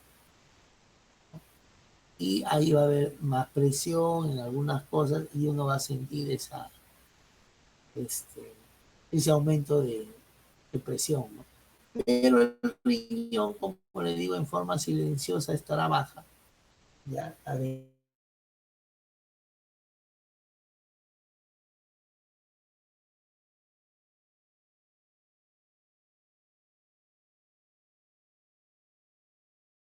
potasio, ¿no? Entonces, aquí vemos, ¿no?, reabsorciones del sodio, el agua. ¿Cuando qué? Cuando hay una vasoconstricción, aumento de las hormonas antidiuréticas, ¿no? Ok, entonces, eh,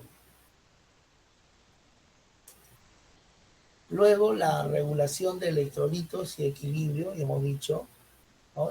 Son como unos sistemas de amortiguador. ¿Por qué? Porque si es ácido hay que ponerle un básico, un bicarbonato, ¿no? Amortigua pues las regulaciones de pH, ¿no?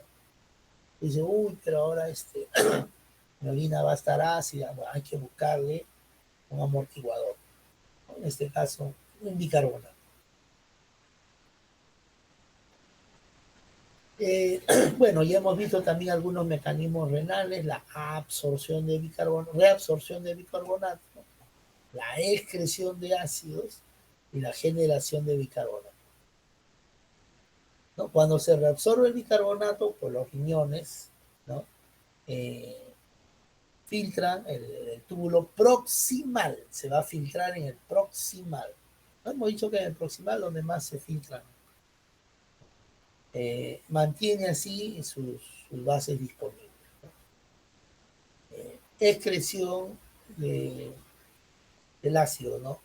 Estos se van a, bueno, básicamente van a excretarlo, ¿no? ¿No? Por los iones de hidrógeno, ¿no?, combinándose con amortiguadores urinarios, como el fosfato y ¿no?,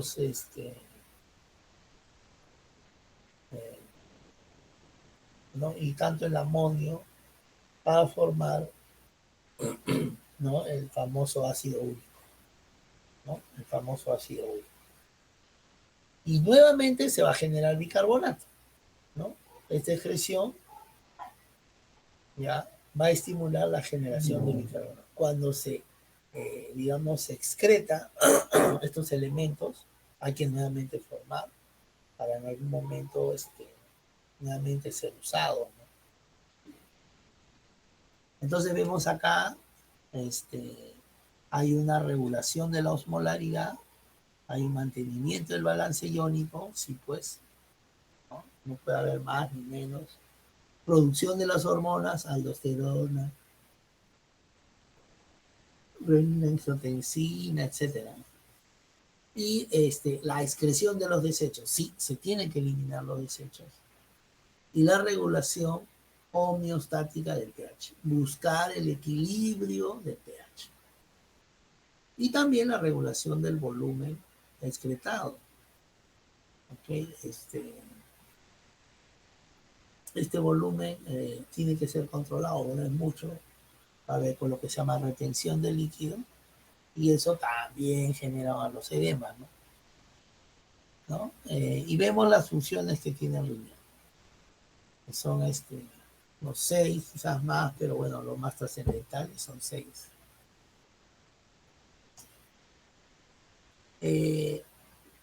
Micción, ¿no?, y la medición de diuresis, un poco la diferencia entre ambos.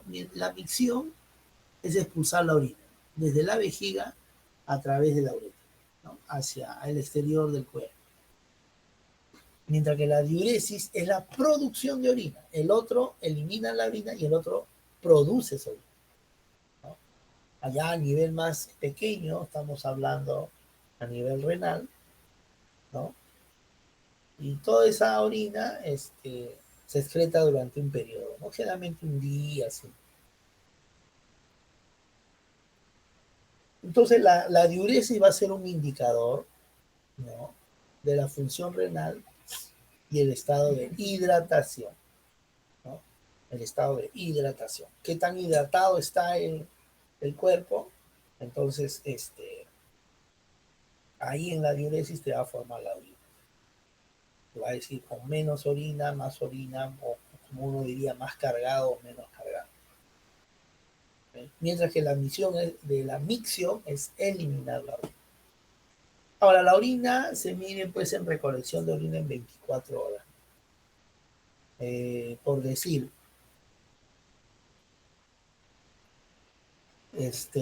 a usted se le da 2, 3 litros de agua, ¿no? Y eso lo tiene que eliminar. En teoría, en 24 horas, ¿no? Por eso que en los hospitales, cuando hay pacientes debajo de su camilla, hay como una bolsita donde hay que retiene la orina. Pues está haciendo diuresis para ver en 24 horas cuánto del líquido, o sea, se le ha dado por decir, no sé, pues 1 litro de agua. Ya. Se supone en qué tiempo ese litro lo elimina, ¿no? O sea, al final uno va revisando esas bolsas colectoras y debe llegar, pues, cuánto, 1 litro, ¿no? Porque el agua que lo tomé, lo elimino, ese volumen, buscando el equilibrio, ¿no? Entonces, 1 litro, pero ¿en qué tiempo? En teoría es en 24 horas, pero a veces algunos menos, algunos más, ¿no? ¿Puede haber estados patológicos? Sí, sí, puede haber. Entonces, la recolección, ¿no? Se va comenzando, ¿no? Los desechos de primera orina de la mañana y se va notando. Por las siguientes 24 horas se recolecta toda la orina, ¿no? En un recipiente especial, bueno, bolsa colectora, etcétera.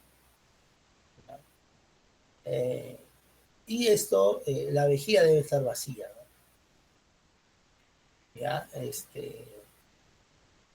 supuestamente al día siguiente, ¿no? En la misma hora en que se empezó. Empezaste 8 de la mañana, acabas 8 de la mañana el día siguiente. Y ahí mides, ya ahí mides y vamos, ahí vas a ver un volumen, ¿no? Uroflujometría se utiliza, bueno, un inodoro con un dispositivo de medición, de registro de flujo y de volumen de orina. Entonces, acá algunas alteraciones, algunas terminologías, explicaciones, ¿no?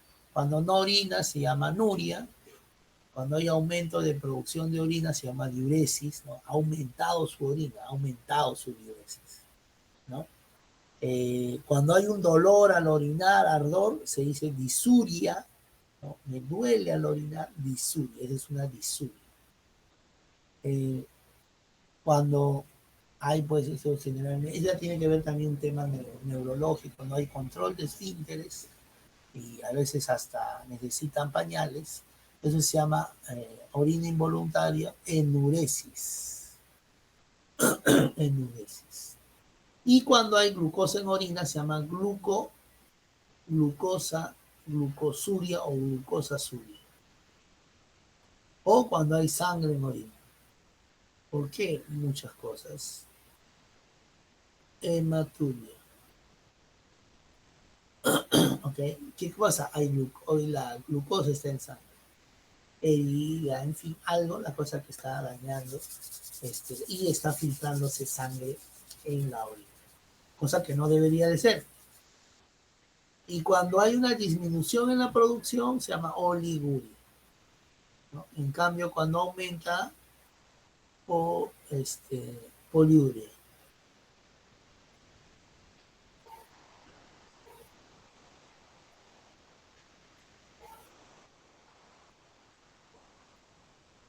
¿Ya? Entonces vemos, y la poliuria es al revés, ¿no? El aumento, ¿no? Son algunos términos que se utilizan, ¿no? Para bueno, la micción y medición de uresis, ya hemos dicho, en personas normales, ¿no? Un adulto sano reproduce normalmente entre 800 a 2000 mililitros, o sea, 2 litros de orina en las 24 horas, ¿no? Puede variar, sí, según la calidad de líquido que has tomado, ¿no? De repente dices, no, yo me he tomado 3 litros, eliminas teóricamente todo, pero no los 3 litros. Hemos dicho con la oliguria, ¿no? Es cuando se produce menos, ¿no? Estamos hablando de 500 mililitros de orina al día, medio litro, poco, pues. Y cuando no hay producción o menos de 100 mililitros, ya se llama anuria. Y poliuria es cuando la eliminación, ¿no? persiste o es más de 2.500 mililitros por orina del día.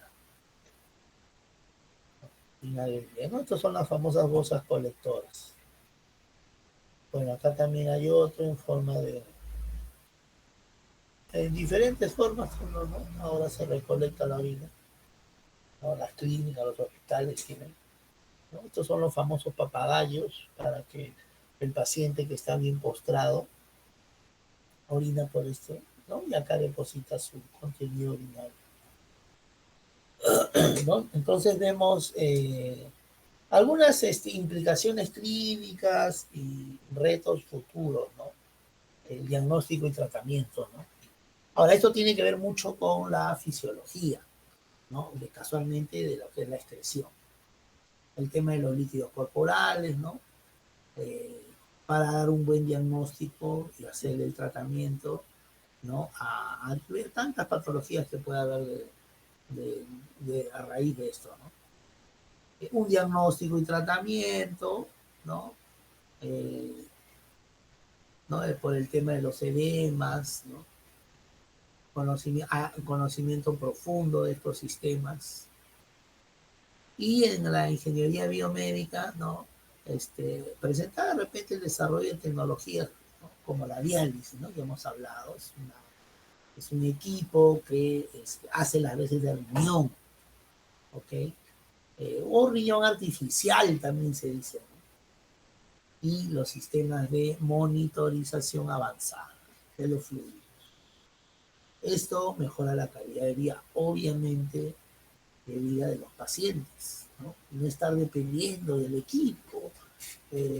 Después ya, cuando uno ya se siente el cuerpo pues lleno de toxinas, no puede ni caminar, o sea, es, una, es un problema bastante serio. Ya al menos el equipo de diálisis en algo te alivia esa molestia, ¿no? Entonces eso es muy importante. Y obviamente hacer investigaciones, ¿no? Investigaciones a nivel del campo molecular, ¿no? Y del campo genético. Eso es importante para poder conocer algunas alternativas de solución. O conoces cómo funciona, entonces puedo hacer esto, se puede hacer aquello. ¿Ya? Pues esa es básicamente la finalidad, ¿no? Bueno, obviamente estos estudios pues siguen siendo en constante cambio, ¿no? ¿No? Pero ¿cuál es la meta? Hemos dicho el paciente, ¿no? La salud humana del paciente. Bien, no sé si hubiese alguna consulta con respecto a lo que hemos visto hoy, ¿no? Esta vez sí estamos con los tiempos ya más o menos controlados, ¿no? No sé si de repente algún comentario, ¿no? Quizás algo que de repente nos pueda decir, a ver qué nos dice Jesús Alberto, de lo que hemos hablado, de repente alguna aplicabilidad en el campo de la ingeniería biomédica. A ver, Jesús Alberto, ¿estás?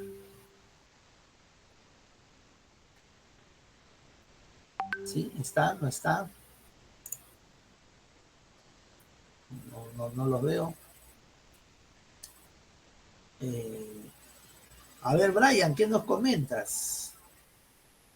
¿No? Con lo que hemos visto, de repente alguna aplicabilidad que se puede dar ahora que hay mucha tecnología, ¿no? Aplicable, los biosensores, en fin, ¿no?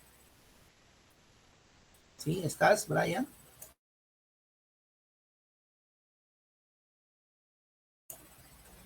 Hola, ¿me escuchan? Sí, a ver, Eddie, dime. Eddie Sí, Guerrero. profesor, buenas noches. Eh, En una de las diapositivas hablaron sobre la uroflujometría. También me parece interesante, es primera vez que escucho acerca de ello. Decía que era un inodoro con sensores para medir el flujo de orina. Creo que es como un tipo de aplicación biomédica y bueno, sería cuestión de investigar más de qué trata. Eso me llamó la atención. Claro, es que antes pues era para medir casualmente con qué flujo sale, incluso no solamente eso, sino también te mide la acidez, todo, ¿no? Ya aprovechando eso, ¿no? O sea, hoy por hoy los biosensores han avanzado bastante, ¿no? De tal manera, pues, que si ustedes mismos se están dando cuenta, pues hay infinitos tipos de equipamientos médicos que hace que, digamos, facilite los diagnósticos. Bueno, hasta cierto punto, ¿no?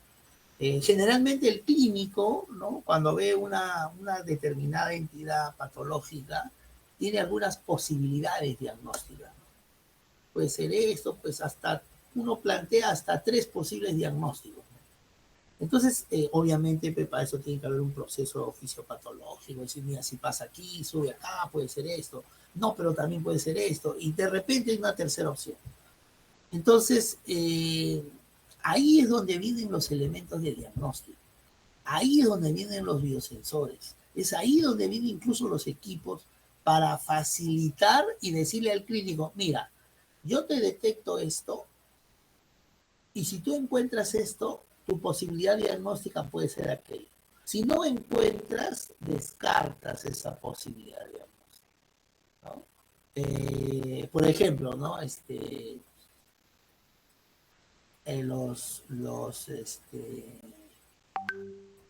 Los cáncer de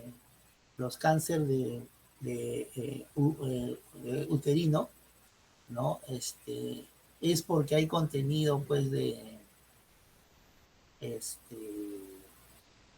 una sustancia que se llama sido, prolactina, ¿no? Entonces, si tú encuentras en la orina, ¿no? Ese elemento, puedes decir pues, que el paciente tiene una alta posibilidad de tener esa patología. ¿Y cómo le haces? Imagínate en un lugar lejos, pues, ¿no? Le haces el famoso test de embarazo, ¿no? Tu orina te da embarazo, incluso a un varón, ¿no? Al tema de la próstata. Dice, ¿por qué le haces test de embarazo a un varón? Dice, no, que ya el clínico sabe. Dice, ¿por qué? Porque hay una proteína que se encuentra en el test de embarazo. Y el varón, si lo tiene, es porque hay una alta probabilidad de que tenga un cáncer prostático, ¿no? A veces salen unos TikTok así, ¿no? Donde sale el clínico, va al laboratorio y dice, oye, has hecho un test de embarazo y a un varón, a mi paciente, bueno, X, y ha salido positivo. ¿No te has equivocado? Le dice, bueno. Y el de laboratorio le mira y le dice como diciendo, ¿cómo? ¿No te das cuenta? Y después el clínico se da cuenta, atacado, dice, voy a ir a oncología. ¿Por qué? Porque ya hay una alta probabilidad de que ese paciente tenga cáncer. Entonces vemos, ¿no? Cómo nos facilita, pues, algunas pruebas, ¿no? Como dice, por ejemplo, su compañero, ¿no? Y hay temas que de repente hay que indagar, ¿no? Indagar, pero siempre conociendo, pues, los procesos bioquímicos, conociendo, pues, algunos procesos fisiológicos, para uno luego decir, oye, pero podemos hacer esto, se puede encontrar esto, o podemos encontrar ciertas sustancias, ¿no? He visto yo unas conferencias donde hablan sobre el grafeno, ¿no? En nanopartículas, que hay una de la UNAM, ¿no? Que incluso todo lo pasan a papel, dicen, ¿no? O sea, ya los sensores, los filtros, todo lo pasan en papel, ¿no? Porque es ecoamigable, el papel abunda, ¿no? Y eso se puede reciclar incluso, ¿no? Entonces, y miren, ¿no? Todo ese trabajo, bueno, ¿no? Que esto es todo investigación, ¿no? Pero obviamente también hay que conocer, pues, el proceso bioquímico, el proceso fisiológico. Si no, es un poco difícil, ¿no? Bueno, hoy por hoy pues hay un sinfín de investigaciones en ese aspecto, ¿no? A ver, Luis Rodrigo, ¿qué nos comenta Luis Rodrigo? Como para cerrar ya.